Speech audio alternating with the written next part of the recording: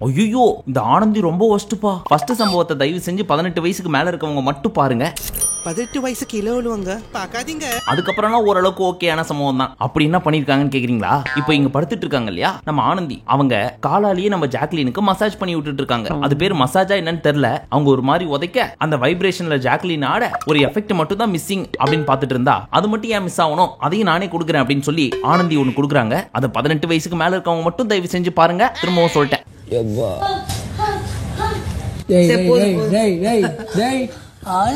நீங்களும் அப்படி நினைச்சீங்க இல்லையா? இத பார்த்துட்டு ஜெஃப்ரி ஆனந்தி என்ன பண்ணிட்டு இருக்க நீ அப்படின்னு கேட்க,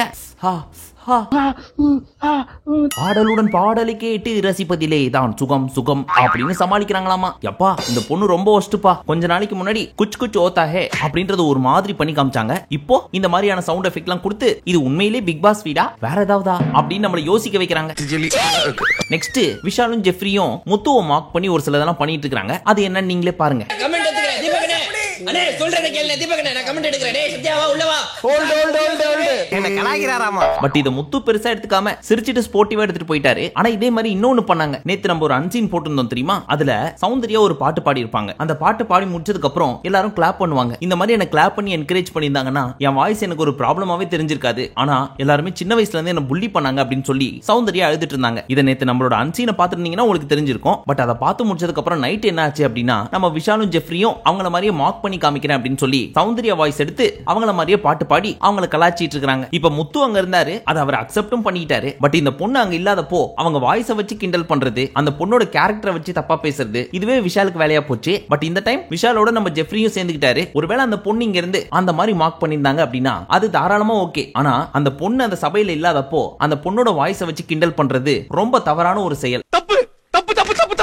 என்னதான் அந்த பொண்ணு தப்பு பண்ணியிருந்தாலும் இரிட்டேட் பண்ற மாதிரி ஒரு சிலதெல்லாம் வீட்டுக்குள்ள செஞ்சிருந்தாலும் பிஆர் டீமே செட் பண்ணி வச்சு தனக்கு ஓட் சேகரிச்சாலும் அந்த பொண்ணை பொறுத்த வரைக்கும் தனக்கு ஊனம் தன்னோட வாய்ஸ் அப்படின்னு நம்புறாங்க. அந்த மாதிரி ஒரு விஷயத்தை கிண்டல் பண்றது ரொம்பவுமே தவறான செயல். இதை ஒருவேளை நம்ம சேதனை பார்த்திருந்தாருன்னு வச்சுக்கோங்க, இந்த வாரத்தோட 20 நிமிஷம் கண்டென்ட் இதுவா தான் இருக்கும். ஆனா ஜெஃப்ரி சவுண்ட் மாதிரி பாடி முடிச்சதுக்கு அப்புறம் லாஸ்டா தேங்க்யூ காய்ஸ் அப்படின்னு சௌந்தர்யா வாய்ஸ்ல சொல்லி முடிப்பாரு. அதுக்கு சத்யா ஒரு ரியாக்ஷன் கொடுப்பாரு. அதை கொஞ்சம் ஜூம்ல பாருங்களேன். Thank you guys. எவ்வளவு பெரிய வாய். இது மட்டுமா நம்ம ரயானையும் கலாய்க்கணும் அப்படின்னு சொல்லி ஜெஃப்ரி தான் சௌந்தர்யாவா, விஷால் தான் ரயானா. சோ கைய புடிச்சிட்டே நடந்துகிட்டு அவரை மாதிரியே ஒரு சிலதெல்லாம் விஷால் பண்ணி காமிச்சாரு. ஆனா ஒரு பாயிண்ட்ல அவரை மாதிரியே பண்றேன் அப்படின்னு சொல்லி பொம்மை தூக்குன மாதிரி வச்சுக்கிட்டு பொண்ணு மாதிரி நடந்து காட்டுறாரு. ஃபுல்லாவே என்ன தரமா கொஞ்சம் லேட்டா தூக்கல் பம்பு தூக்கி நடக்கிற. அது காரணம் ஹார்மோன் சேஞ்சஸ் ஆம்பா. அடுத்து நம்ம பவித்ரா என்ன பண்ணிருக்காங்க, நம்ம எல்லாம் பிரெட் வாங்கணும்னா கடைசியில பாத்தீங்கன்னா அந்த ஸ்கின் மாதிரி ஒரு டாப் லேயரோட இருக்கும் தெரியுமா பிரெட், அதை ஒரு சிலர் சாப்பிட மாட்டாங்க. சோ பவித்ராவை என்ன பண்ணிருக்காங்க, அவ்வளவுதான் முடிஞ்சு போச்சு பிரெட், இதெல்லாம் கெட்டு போனது அப்படின்னு நினைச்சுக்கிட்டு அந்த லாஸ்ட் பீஸ கவரோட தூக்கி போட்டிருக்காங்க. இதை நம்ம பசங்க பார்த்துட்டு எங்களுக்கு எல்லாம் சாப்பிடுறதுக்கே எதுவும் இல்ல, உனக்கு ஒண்ணு இருந்தும் குப்பை தொட்டியில போடுற, அவ்வளவு செழிப்பா இருக்காங்கப்பா இவங்க எல்லாம் அப்படின்னு முத்து கமெண்ட் பண்ண, ஐயோ சாமி இரு வரேன் அப்படின்னு அந்த குப்பையில இருந்த பிரெட்டை கையை விட்டு எடுத்து அது மேல எறும்பெல்லாம் முச்சிட்டு இருந்திருக்கு போல இருக்கு. அதெல்லாம் தட்டி விட்டு பவி அதை சாப்பிட்டாங்க. ஏமா இப்படிலாம் பண்ற, அதெல்லாம் வேஸ்ட் தூக்கி போட்டுரு அப்படின்னு முத்து சொன்னாலும் எதுக்கு எனக்கு தேவையில்லாத வேலை, அப்புறம் இதையே ஒரு கண்டென்ட்டா வச்சுட்டு வீக்கெண்ட்ல வந்து சொல்வீங்க அதுக்கு பெஸ்ட் நான் கழுவிட்டு சாப்பிட்டுக்கிறேன் அப்படின்ட்டு சாப்பிட ஆரம்பிச்சிட்டாங்க. அந்த பயம் இருக்கட்டும். இதுக்கு முத்து என்ன சொன்னாரு, இத்தனால என் கூட பழகிட்டு இவ்வளவுதான் என்ன பத்தி புரிஞ்சுக்கிட்டியா, சரி விடு அப்படின்ட்டு போயிட்டார். ஆனா பயங்கர உசார்ப்பா பவித்ரா, டேய் வீக்கெண்ட்ல நீங்க என்ன வச்சு கண்டென்ட் பண்றதுக்கு குப்பையில கிடக்கிறத எடுத்து சாப்பிடுறது எவ்வளவோ மேல் அப்படின்னு முத்து வாய்க்கு பயந்துகிட்டு சாப்பிட்டாங்க பாருங்க அந்த பிரெட். நீ பொழைச்சுக்குவோமா, நீ எல்லாம் நல்லா வருவடா, நல்லா வருவ. அடுத்து சொல்ல போறதும் ஒரு 18+ கண்டென்ட் தான். சோ குழந்தைங்க இல்ல ஃபேமிலியோட பாக்குறீங்க அப்படின்னா ஒரு 40 செகண்ட தள்ளி விட்டுருங்க. நம்ம கேப்டன் கண்ணம்மா வீட்டுக்காரரு ஏதோ பேப்பரை வச்சு படிச்சிட்டு இருக்காரு. அப்ப பக்கத்துல இருந்த நம்ம ஜெஃப்ரி பொசுக்குன்னு பேண்ட கழட்டினாரா, அப்படின்னு பயந்துட்டாரு நம்ம கண்ணம்மா வீட்டுக்காரு. எங்க அவர் பேண்டோட சேர்த்து எல்லாத்தையும் கழட்டுறாரோ அப்படின்னு நினைச்சுக்கிட்டு அதுக்கப்புறம் பார்த்தா உள்ள ஒரு ட்ரவுசர் போட்டிருக்காரு. அப்பாடா நான் ஆடி போயிட்டேன் அப்படின்னு கண்ணம்மா வீட்டுக்காரர் சொல்ல அதுக்கு ஜெஃப்ரி ஒன்னு சொன்னாரு, அந்த கருமத்தை நீங்களே பாருங்க. ஒரு நிமிஷம் ஆடிட்டேன், எனக்கு தானே ஆடி இருக்கணும். டேய் நெஞ்சு பட் இது எதையுமே கண்டுக்காத மாதிரி நம்ம அன்சிதா நெஞ்சின்ன உடனே நெஞ்சோடு கலந்திரு அப்படின்னு ஒரு பாட்டு பாடி நான் இதை கேட்கலப்பா அப்படின்னு சமாளிக்கிறாங்களாமா. ஏற்கனவே குத்தியாச்சு, திருப்பி குத்த ட்ரை பண்ணாத. அடுத்து நம்ம முத்து என்ன பண்ணாரு தெரியுமா, கேர்ள்ஸ் டீமோட சக்கரை இருக்கு இல்லையா, அத மெடிக்கல் ஷாப்ல நமக்கு ஒரு கவர் கொடுப்பாங்க தெரியுமா, மாத்திரை எல்லாம் போட்டு அந்த கவருக்குள்ள கொஞ்சம் அவங்க சக்கரை எடுத்து போட்டு ஜோபியில வச்சிட்டு நடந்து வந்துட்டார். இதை நம்ம பிக் பாஸ் பார்த்துட்டு ஜாக்லின் அப்படியே முத்து கிட்ட போங்க, போயிட்டேன் பிக் பாஸ், அப்படியே அவர் கையை பிடிங்க, பிடிச்சிட்டேன் பிக் பாஸ் அப்படின்னு உடனே நம்ம முத்து ஒரு ரியாக்ஷன் கொடுத்தாரு. என்ன ட்ரை பண்றாரு, ஒருவேளை எங்க 2 பேரையும் வச்சு ஏதாவது காதல் கண்டென்ட் எதிர்பார்க்கறாரோ அப்படின்ற ஒரு 5 செகண்ட் சந்தோஷம் முத்து முகத்துல இருந்துச்சு. ரொம்ப குஷியோ. பட் நம்ம பிக் பாஸ் ரொம்ப ஆசைப்படாத ராஜா, வெயிட் பண்ணு வரேன். ஜாக்லின் அப்படியே கூப்பிட்டு கிச்சனுக்கு போங்க. வந்துட்டேன் பிக் பாஸ். இப்ப முத்து உங்க மடியில இருக்க கணத்தை எடுத்து வெளியே வைங்க அப்படின்னு சொல்லவும் பாக்கெட்ல இருந்து அந்த சக்கரை எடுத்து கொடுத்தாரு. அட கிராதகா, ஸ்ட்ராட்டஜின்னு சொல்லிட்டு இவ்வளவு கேவலமா பண்ணிட்டு இருக்கியடா நீ அப்படின்னு முத்துவ கேவலமா ஒரு பார்வை பார்த்தாங்க. இந்த பிக் பாஸ் பைபிள் எப்படிப்பட்ட வேலையெல்லாம் பாக்குது பாத்தீங்களா? பட் இதெல்லாம் போட்டு கொடுத்துட்டாரு. ஆனா நம்ம சாச்சனா நேத்து அரிசியை மாத்தி வச்சிருக்காங்க, அதை போட்டு கொடுக்கல. அப்படின்னா என்ன அர்த்தம்? வீக்கெண்ட்ல சிறப்பான சம்பவம் ஒண்ணு இருக்கு.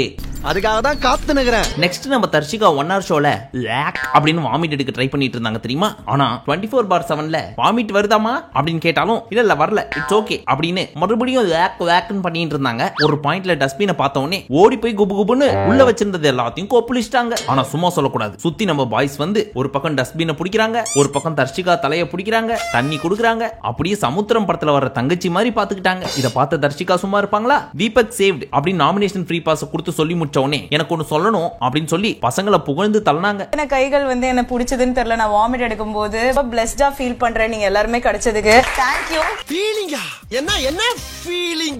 அடுத்து நம்ம அருண் தர்ஷிகா பேசி முடிச்ச உடனே என்ன தயவு செஞ்சு கேர்ள்ஸ் எல்லாரும் மன்னிச்சிருங்க. ஆனந்தி சொன்ன மாதிரி ஃபர்ஸ்ட் சாப்பிட்டு முடிச்சதுக்கு அப்புறம் எல்லாருக்கும் பசி ஆறி இருக்கும்ல, அதுக்கப்புறம் நான் டாஸ்க் கொடுத்துருக்கலாம். ஆனா உங்களை பசியிலேயே காக்க வச்சிட்டேன். அதெல்லாம் பாக்குறப்ப எனக்கு ரொம்ப கஷ்டமா இருந்துச்சு. என்ன தயவு செஞ்சு மன்னிச்சிருங்க அப்படின்னு ரொம்ப எமோஷனலா பேசிட்டு இருந்தாரா. இத பார்த்துட்டு பசங்க எல்லாருமே டேய் அதெல்லாம் ஒண்ணும் கிடையாதுடா, ஃபீல் பண்ணாத அப்படின்னு சொன்னது மட்டும் இல்லாம கைத்தட்டி என்கரேஜ் பண்ணிட்டு இருந்தாங்க அவர் ஃபீல் பண்ணதுக்கு. அப்ப நம்ம சத்யா என்ன சொல்லிட்டு இருக்காரு? வேற லெவல் மச்சி, நீ இனிமே ஏதாவது ஒரு பிரச்சனை அப்படின்னா நீயே பேசு, நீ டைம் எடுத்து கரெக்டா அனலைஸ் பண்ணி நல்ல முடிவு எடுக்கிற. நான்லாம் வெட்டு 1 துண்டு 2ன்னு எடுத்துருவேன் அப்படின்னு ஏதாவது பேசணும்னு பேசதான் தெரியல. இந்த பீஸ் வெட்டு 1 துண்டு 2ன்னு எடுத்துச்சான். நம்ம தான் பார்த்தோமே அந்த ஹூக் ஸ்டெப்லயே அண்ணன் எப்படி வெட்டு 1 துண்டு 2ன்னு முடிவு எடுத்தாருன்னு. வாய் இருக்குன்னு அடிச்சு விடுறது. அதாவது வாய்க்கு வந்தபடி எல்லாம் பேசப்படாது, ஏதா இருந்தாலும் நியாயமா பேசணுமா இல்லையா? அதுக்கப்புறம் ஜாக்லின் தனியா போய் பார்த்து கண்ணம்மா வீட்டுக்காரரே உண்மையிலே நீங்க ரொம்ப நல்லா பண்ணீங்க, நீங்க மனசுக்குள்ள எதுவும் ஃபீல் பண்ணாதீங்க, நல்ல கேப்டன்சி பண்ணீங்க, இங்க எல்லாருக்கும் பிடிச்சிருந்துச்சு, நீங்க நினைக்கிற மாதிரி நாங்க ஒன்னும் கஷ்டம்லாம் படல, ஓகே தான் நாங்க அப்படின்னு சொல்லவும் தலைவருக்கு இன்னும் கண்ணு கலங்க ஆரம்பிச்சிச்சு. மா தயவு செஞ்சு இப்பெல்லாம் பேசாதமா, நீ இப்படி பேச பேச எனக்கு அழுக வருது, கொஞ்சம் இரு நான் போய் ஒரு தம்ம இஷ்டம் வந்துடுறேன் அப்படின்னு போறவரை இழுத்து புடிச்சு அப்படி இல்ல அருண் நீ நல்ல வேண்டாம், இது வரைக்கும் அந்த கேப்டன்சிலேயே டக்குன்னு முடிவெடுத்து ஒரு பதில் சொன்னது நீதான் அப்படின்னு பாராட்டிட்டு இருக்காங்க. அதுக்கு நம்ம கண்ணம்மா வீட்டுக்காரரு அதுக்கு நான் மட்டும் காரணம் இல்ல பசங்க எல்லாம் தான் அப்படின்னு வானத்தை போல பிரபுதேவா மாதிரி பசங்களை கை காமிச்சு சொல்லிட்டு இருந்தாரு. ஆனா ஜாக்லின் எனக்கு அவனுங்க மேல நல்ல அபிப்பிராயமே கிடையாது, ஏதோ உன்னை பார்த்த உடனே தோணுச்சே அதான் சொல்ல வந்தேன், சரி போ ஜாலியா தம்மிச்சிட்டு வா அப்படின்னு கை கொடுத்து அமுச்சு விட்டாங்க. அதனாலதான் நல்லவனா இருக்கா. யோ அவனாயா நல்லவன்? அடுத்து நம்ம ஜெஃப்ரி என்ன சொல்லிட்டு இருக்காரு? இந்த நாமினேஷன் ஃப்ரீ பாஸ் யாருக்கு கொடுக்க போறாங்கன்னு ஏற்கனவே முடிவு பண்ணி வச்சிட்டாங்க. அதனாலதான் அந்த டிஸ்கஷன் அப்போ நானு சத்யா ரஞ்சித் சார் எல்லாம் உள்ள போகாம இருந்தோம். அதுக்கப்புறம் வற்புறுத்தி கூப்பிட்டாங்களா, அதனால ரஞ்சித் சார் போனாரு. அவர் போனதுனால நாங்களும் போனோம். மத்தபடி அந்த டிஸ்கஷன்ல இருக்கிறதுக்கு எங்களுக்கு சுத்தமா விருப்பமே கிடையாது. அதே மாதிரி அருண் என்ன பெருசா கேப்டன்சி பண்ணா, அந்த ஸ்கூல் டாஸ்க்ல விஷால் ஏகப்பட்ட மிஸ்டேக் பண்ணா, பனிஷ்மெண்ட் கொடுங்க அப்படின்னு நிறைய டைம் நான் சொன்னேன். ஆனா ஒரு டைம் கூட பனிஷ்மெண்ட் அவரும் கொடுக்கல, என்னையும் கொடுக்க விடல. இப்ப அந்த நாமினேஷன் ஃப்ரீ பாஸ்ல தீபக் அண்ணா என்ன தெரியுமா சொல்றாரு? டேய் எனக்கு என்னமோ ஒரு மாதிரி சங்கடமா இருக்குடா, நானே உள்ள போய் எனக்கே கொடுத்துருங்க அப்படின்னு வாங்கிட்டு வந்த மாதிரி ஃபீல் ஆகுது இப்படின்னு அவர் ஜெஃப்ரி கிட்ட சொன்னதை ஜெஃப்ரி இங்க சொல்லிட்டு இருக்காரு. பட் இதை கேட்டு நம்ம ரஞ்சித் அண்ணன் என்ன சொன்னாரு தெரியுமா? அவருக்கு அவ்வளவு தோணுச்சுன்னா எனக்கு நாமினேஷன் ஃப்ரீ பாஸே வேணான்னு சொல்லி இருக்க வேண்டியது தானே அப்படின்னு பச்சக்குன்னு கேட்டாரு. ஆனா உண்மையிலே 4 வார்த்தை கேட்டாலும் நறுக்குன்னு கேட்கிறாரு பாய்ந்தால். ஆனா அதெல்லாம் ஒன் ஹவர் ஷோல ஏன் காட்ட மாட்டாங்கன்னு தெரிய மாட்டேங்குது. அதுக்கு காரணம் அண்ட் ஃபைனலி ஜெஃப்ரி என்ன சொன்னார்னா, நான் இதுக்கு தான் ஃபர்ஸ்டே சொன்னேன், கேர்ள்ஸ் டீம்ல எல்லாம் நாமினேஷன் ஃப்ரீ டிஸ்கஷன் அப்போ யாரெல்லாம் அந்த நாமினேஷன்ல இல்லையோ அவங்க எல்லாம் போய் தனியா பேசுவாங்க, அந்த மாதிரி போய் பேசுங்க அப்படின்ட்டு. ஆனா எங்க கேட்டானுங்க, விடுங்க நம்மள ஒதுக்கணும்னு முடிவு பண்ணிட்டானுங்க, தேவைன்னா மட்டும் வச்சுக்கிறாங்க அப்படின்னு ரொம்ப வருத்தப்பட்டு பேசிட்டு இருந்தார். யார நம்பர்னே தெரியல தாசன். அதே மாதிரி ஜெஃப்ரி இன்னொன்னு சொன்னாரு, ஆல்ரெடி பெஸ்ட் பெர்ஃபார்மர் யாரு அப்படின்றத முடிவு பண்ணி தான் வச்சிருந்தாங்க. அவங்க சொல்ல போறதுக்கு முன்னாடி எனக்கு தெரிஞ்சு போச்சு எல்லாருமே விஷால் பேர் தான் சொல்ல போறாங்க அப்படின்ட்டு. அப்ப நம்ம எல்லாம் ஒண்ணுமே பண்ணல, இவங்களுக்குள்ளேயே ஒரு டீம் அப் பண்ணிட்டு அவங்களே ஒரு சில விஷயம் எல்லாம் பண்றாங்க. ஒன்னார்ல பாக்குறப்ப மட்டும் ஃப்ரெண்ட்ஸ் படத்துல வர்ற தளபதி சூர்யா ரமேஷ் கண்ணா மாதிரி இருக்காங்க. 24/7ல பார்த்தா தான் தெரியுது அதே ஃப்ரெண்ட்ஸ் படத்தோட ப்ரீ கிளைமேக்ஸ்ல வர்ற சூர்யா தளபதி அண்ட் ரமேஷ் கண்ணா அப்படின்னு. சரி, இதெல்லாம் தான் நேத்து நடந்த மிக முக்கியமான சம்பவங்கள். இந்த வீடியோவை பார்த்ததுக்கு அப்புறம் உங்களுக்கு ஒரு சில விஷயத்துல கொஞ்சம் தெளிவு கிடைச்சிருக்கும்னு நினைக்கிறேன். முக்கியமா நம்ம ஆனந்தி மேட்டர்ல என்ஜாய் பண்ணிருப்பீங்களே.